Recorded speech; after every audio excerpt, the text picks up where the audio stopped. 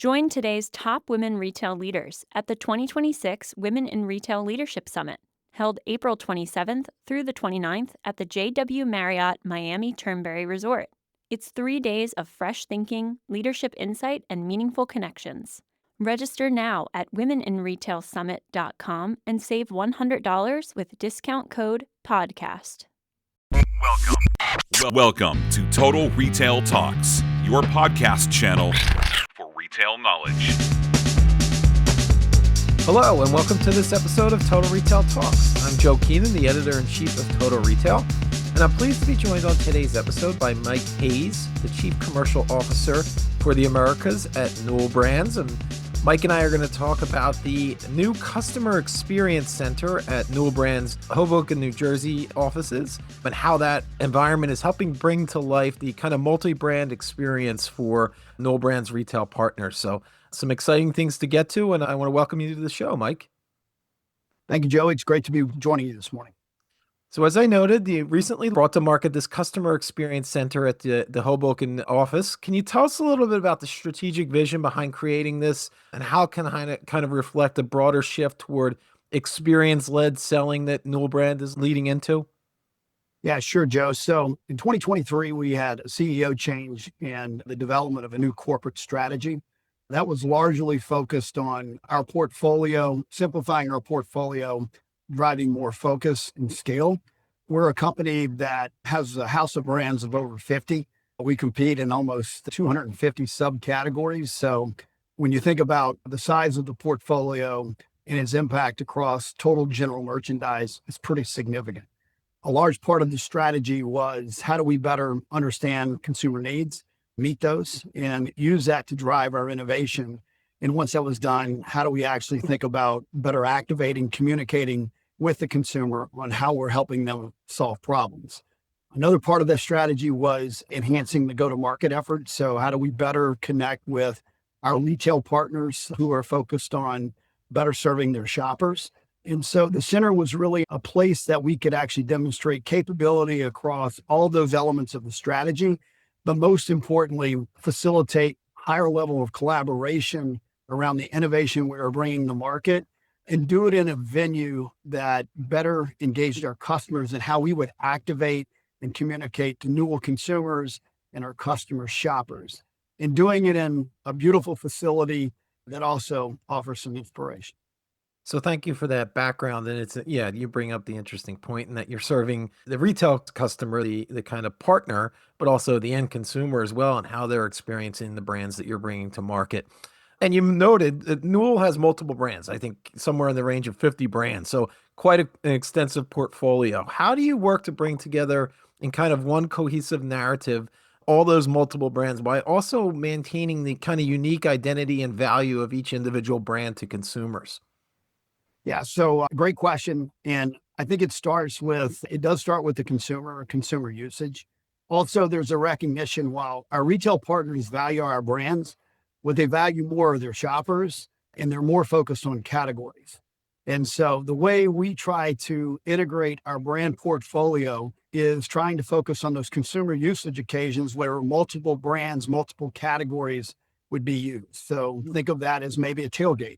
At a tailgate party, they may have Coleman shelters, Coleman furniture, Coleman coolers, but the food they may be serving, could be in a crock pot trio flow cooker. It could also be being served out of Rubbermaid food storage products. And so, as we think about the way that we market to that, trying to focus in finding those occasions or those consumer life moments where our brand portfolio can serve more than just one brand and category, it can serve multiple.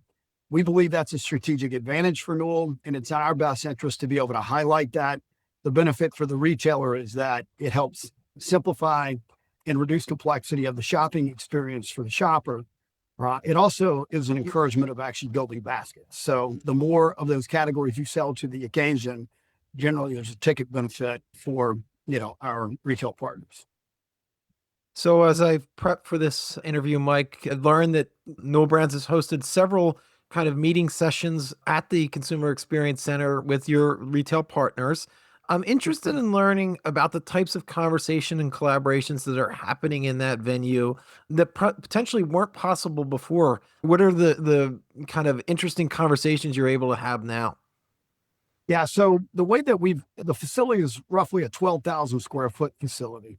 It overlooks the skyline of Manhattan and is located on River Street within Hoboken. So think of that as being, you have a backdrop, which is a beautiful canvas. We've taken that canvas and we've actually created vignettes of consumer life experiences. So that may look like the tailgate that I mentioned earlier. It could be a kitchen. It could be a nursery, a baby nursery. It could be a classroom. And in some cases, we've even built in multiple type surfaces. So like for our baby gear portfolio, how do we demonstrate whether it's grass, whether it's pavement, whether it's pavers, the surface that the product is going to have to go over, and more importantly, the consumer pain points that we're trying to solve for, being able to demo those. We've laid that out all in that facility, but we've also complemented it with AV, so that when you're in one of those vignettes and you're having a conversation with a retail partner, most of them are very focused on delivering both a digital as well as a physical or an omni experience. We can actually touch, feel the product. We can actually show what our digital and online assets would be, what our media plan would be, and have a holistic conversation around how are we solving consumer pain points, and then how are we going to go activate and communicate against those while they're touching and feeling the product. What that's led to is just great knowledge share between trading partners. So every time we've hosted a customer, and we didn't open the facility until May of last year, and we've had over 15 engagements last year. We're planning for 30 this year. In every one of those engagements, what we found is that we learned a lot from our customers. And so we may share an insight. They would be sharing insights back with us. And the combination of that is we got a richer, deeper understanding of the consumer and the shopper that we're both trying to serve. It also led to ideation around product concepts and products that we were demonstrating. How could we make those better? And in many cases, has led to collaborations with retailers around how do we jointly manage those together. So it's been a very rich experience. I can tell you that the commitment level on both sides, leaving that as it relates to our joint business plans, has been meaningful. And so we are the largest player in general merchandise, and we try to do joint business planning with all of our top customers. This is now becoming an engagement and an asset that's critical in helping us actually align on some of the big bets associated with innovation for both parties. Just a kind of a quick follow-up on that, Mike, in terms of the operations of this, given that I think they said the goal was 30 engagements with retail partners coming in this year, and kind of presenting the venue in a certain way. It could be to your note, it could be a daycare, a nursery, it could be a kitchen setting. How frequently is that getting turned over, and how kind of, who's helping to get that set up? I imagine that's kind of a collaborative effort between operations and marketing, or merchandising rather, and some even like your maintenance and fulfillment staffs. And tell me a little bit about how that works. Yeah, sure. So as we started the project, we intentionally made it cross-functional, and we made sure that it was very well integrated. It was a commercial strategy that was integrated with our segments and our brand team. So our marketing folks were very well aware. And candidly, we leaned on them on the creation of the vignettes, and then ultimately the way that their brand presentations occur in those vignettes. They have the ultimate call. Now they have to do that there's timelines and things that we have to deliver against, but we have a dedicated team that actually manages the customer experience center. We've had to develop very disciplined processes on how you actually request dates. We have processes that actually support the execution. Think of that as being a 12-week prep process that starts with a meeting brief. What customer strategies or pain points they're trying to solve. What are we trying in our innovation pipeline? What are we trying to make sure that's being accentuated and being highlighted for the customer that we're sharing? But it is a full company approach. It started that way. It's been executed that way. And candidly, we have a lot of internal requests to use the facility, which we've stayed very disciplined in making sure that it's really focused on, first and foremost, serving customers and helping our efforts as it relates to go to market and bring our innovation to life with our retail partners. Yeah, this is certainly a team effort. It's almost like running a film studio or a movie studio, right?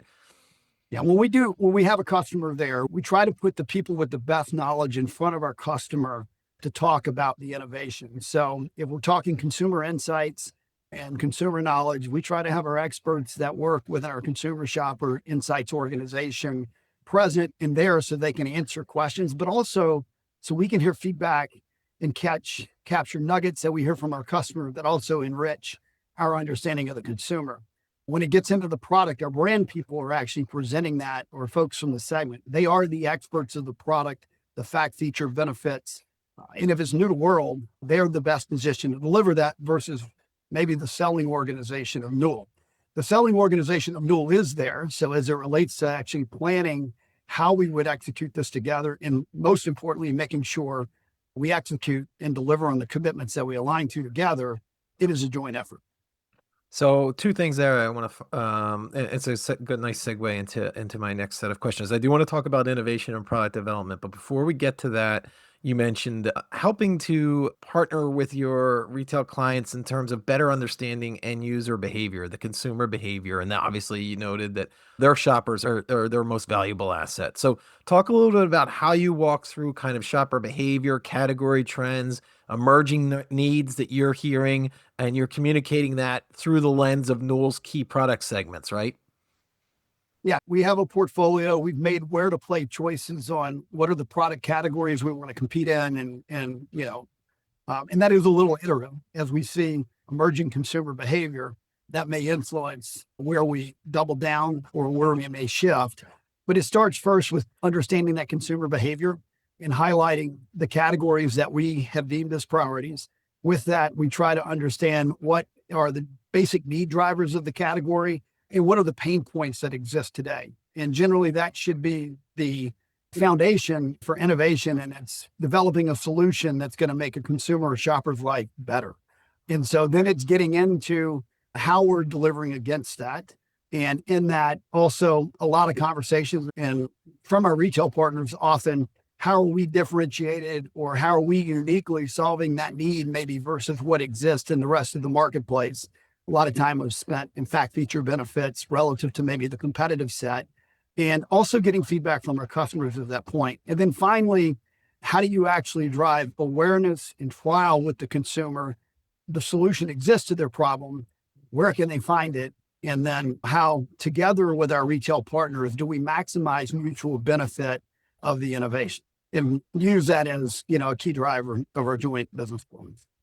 I'd love to know if there's an example, maybe one's already come to fruition or something that you envision going forward in terms of how the consumer experience center and the conversations and interactions that are taking place within it is accelerating innovation. You talked about that, and that could be in the form of product development. It could be a category planning decision, a new merchandising approach. If you can talk about the retail client, great. If not, I understand, but maybe an example of how that is kind of helping accelerate those conversations.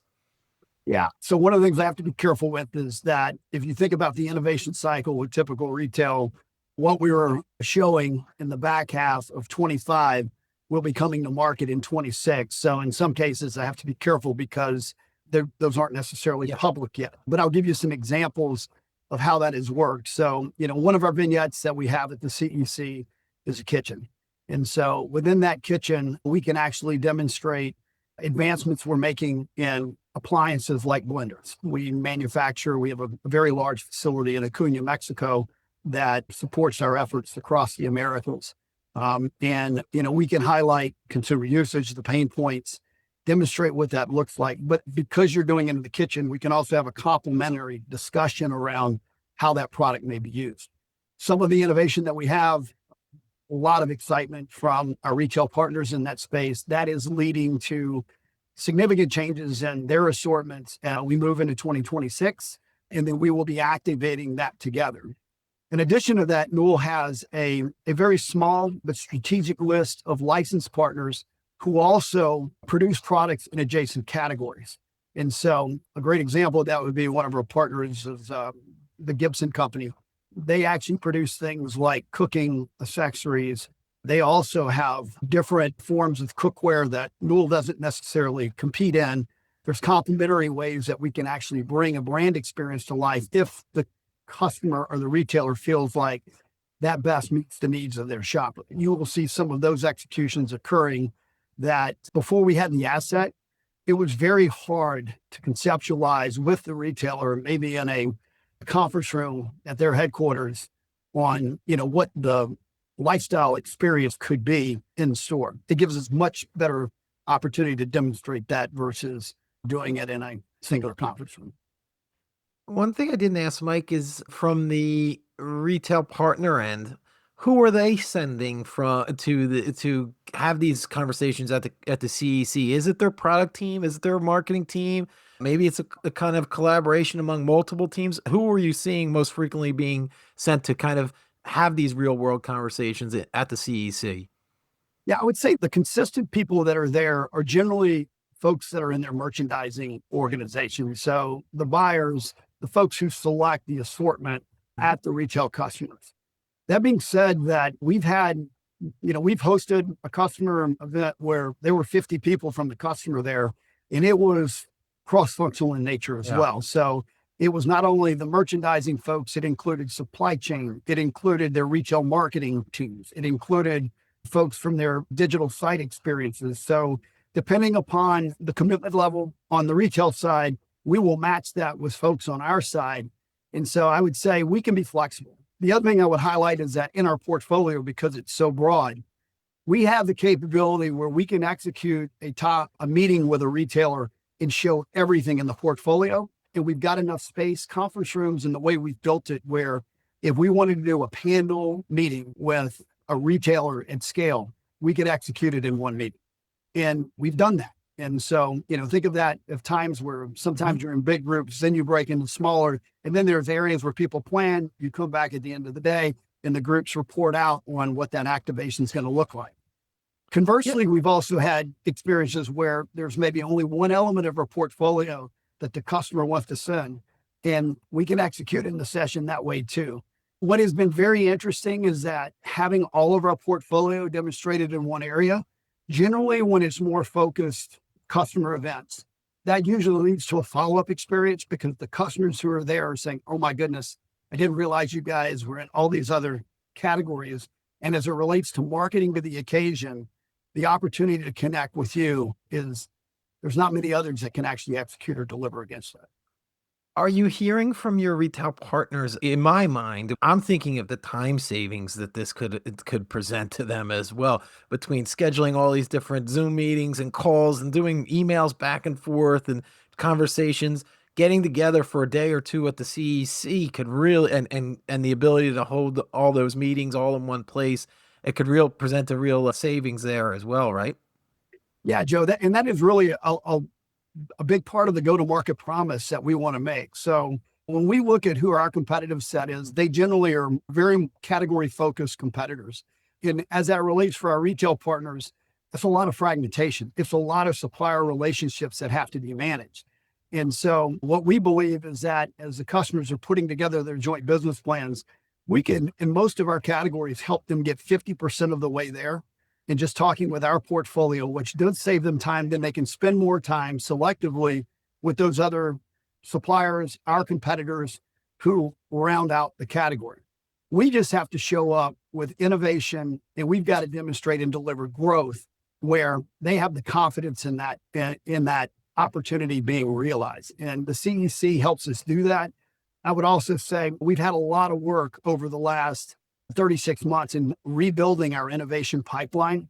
And so the time's right too, because what we have to highlight and show the portfolio or the funnel has gotten significantly, it's more full versus what it was when we started the journey back in 23. And to what you were saying earlier, Mike, I could see the CEC, maybe you could talk about how it's influencing the way Newell and its retail partners are thinking about product assortments and expanding into potential new categories based upon the fact that, oh, we didn't know that you offered this, So tell us a little bit about how it can help align priorities between what you offer at Newell Brands and then some of your key retail partners. First and foremost, it highlights the portfolio. So as it relates to where we are and why we're making where to play choices, it naturally helps advance those. But I would also say with the AV and the technology that we have, it also allows us where you can be in a vignette and you can actually pull up what is the online experience and presentation? What does that look like today? What does that look like, not just for Newell, but for competition? We can also talk about the media experience and actually show, whether it's online or traditional media, on how we're communicating. So in real time, you can access things that if I have a team of 15 that is going to a retailer's headquarters and we're trying to present our portfolio, it's very difficult if you're not connected to your system to be able to have access to all of your assets that then can be brought into the conversation when, you're not behind your own firewall. Yeah, facilitating those conversations, certainly when you're in your own environment. I'll wrap with this, Mike, in terms of having lived this, I believe you said since May of last year. So what thoughts, advice, lessons have you learned about how the CEC and other experiential environments like it could potentially help brand manufacturers reshape kind of these relationships between themselves and their retail partners? A lot of learning in the last 8 months. And so as it relates to the CEC, after every engagement, we're seeking customer feedback on what could be better in real time or trying to raise the bar. I think one of the things that we've recognized is that not always can we get all the retail attendees that we want at a meeting. And sometimes you're going to have to execute that in the local market. And so one of the things we're asking ourselves is that how could we actually develop a meeting in a box or a more mobile approach? It won't be at the same level in scale, but the elements that actually bring it to life that's holistic, how can we do a better job of that? And we've had some of our teams actually experiment with renting homes in local communities that are close to our retail offices. And then many other CPGs I know renting a hotel room and trying to replicate the experience. That typically is more expensive and it's not as engaging. Our preference would be to be on site. I would tell you it's also influenced the way we think about trade shows. We have several large ones that we participate in, but those become very difficult to really share your innovation because there's IP concerns, not only of direct competitors, but folks who could potentially knock off your innovation and you lose control of that. So it's made us rethink where we're actually investing our resources, our financial resources, and where we're supporting it. You see us putting more into the CEC and more into the mobile approach maybe than in the historical way, which was, look like trade shows. Actually, one more follow-up based on the location. I mentioned this customer experience center is at the Hoboken office, right across the river from Manhattan. Was that strategic? I imagine that Newell has offices spread around the country. Why Hoboken? Yeah, great question. And it was strategic. We have our corporate offices actually in Atlanta, and it's a beautiful facility. It's located in the northern end of the perimeter. We also have a design center, and the facility is a beautiful facility. We sought customer feedback, but we also, and in that feedback, customers had shared they're already in New York several times a year for like the tabletop show and other events, other industry events. It also is, to be candid, it's a place that people like to visit. And so we are 2 blocks from a PATH train that actually takes a 10-minute ride. It'll put you into downtown Manhattan. It's not uncommon for many of our retail partners to schedule a meeting that begins in the beginning of the week or ends at the end of the week. And they are tying in a weekend stay over so that they can visit Manhattan. Obviously, the art scenes, the sports scenes, the restaurant scenes, it's a great place to actually host it. So yeah, it was strategic in our selection there. And, with the 15 folks that we've hosted so far, it's been validated. It was a great choice. Well, this has really been a great opportunity to learn more about the Customer Experience Center that Newell Brands has rolled out. I want to take the opportunity to thank Mike Hayes, Chief Commercial Officer at Newell Brands for the Americas, for joining us on today's show. Mike, thank you for your time. Thank you, Joe. Great to be with you this morning. Thanks for listening. For more information on this podcast, please check out our podcast channel page at mytotalretail.com/podcasts for show notes. Total Retail Talks is available on Apple Podcasts, Google Podcasts, Stitcher, and Spotify. Make sure to subscribe on our podcast channel page as well. If you've enjoyed this episode, please take a few moments to rate and review this podcast. Thanks, and until next time, this has been Total Retail Talks. Reimagine your leadership at the 2026 Women in Retail Leadership Summit, held April 27th through the 29th in Miami. Register now at womeninretailsummit.com and save $100 with discount code PODCAST.